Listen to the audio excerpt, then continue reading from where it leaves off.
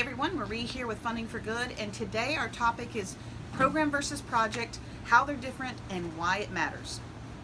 This is not something that's going to take a lot of kind of brain power to consider, but it's really worth kind of diving into before you write grant proposals or before you go out and create messaging for your organization. So let's just simply look at the difference between a program versus a project. The easiest way to define the two or differentiate the two is a program is something that is ongoing. So if you have an after-school program, it runs, it's an annual program, even if it stops for the summer, if it's something you do consistently and it's an annual or seasonal thing, then that would be a program. A project usually has or always has a set beginning and end date. Now some people say, well, our after-school program begins the first day of school and ends the last. That is different because if you're repeating it every year or every school year, then that is a program. Project, definite beginning and end date. Some people will say projects are short-term. That is usually the case, but sometimes projects take longer. If you're working on a capital project or a construction project that might take a couple years, well, it's technically a project, but it's not necessarily a program. It's a beginning and an end date, and you have an end result, which is usually a product.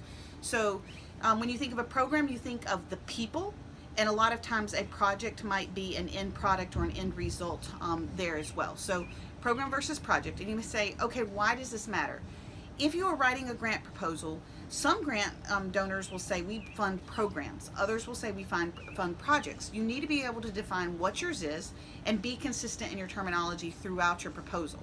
Now that being said, you can get creative. If you have a program, then each line item could specifically align with a project. So I'm going to give you a quick example of something I would do to raise dollars for an after-school program that I managed for many years. The after-school program had lots of different components, from academic to cultural to enrichment, all kinds of things.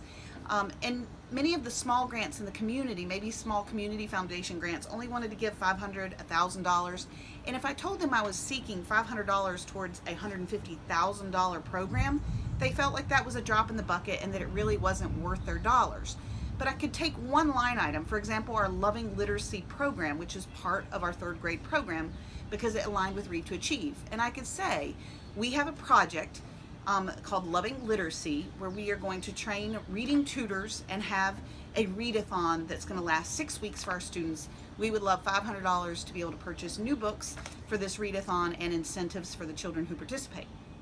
So once again, it was a specific component of a larger program, but I took one project or one line item and gave it a name. So I could have just put literacy or books, but I changed it and gave it a name. So that project, that line item became Loving Literacy, and all the little dollar tags aligned with that became part of that project budget. So whether it was training a tutor, whether it was getting books for the children or prizes or an ice cream party or pizza party for the winners, that all became part of that project. So creative way to take line items, turn them into projects, and support your overall programs.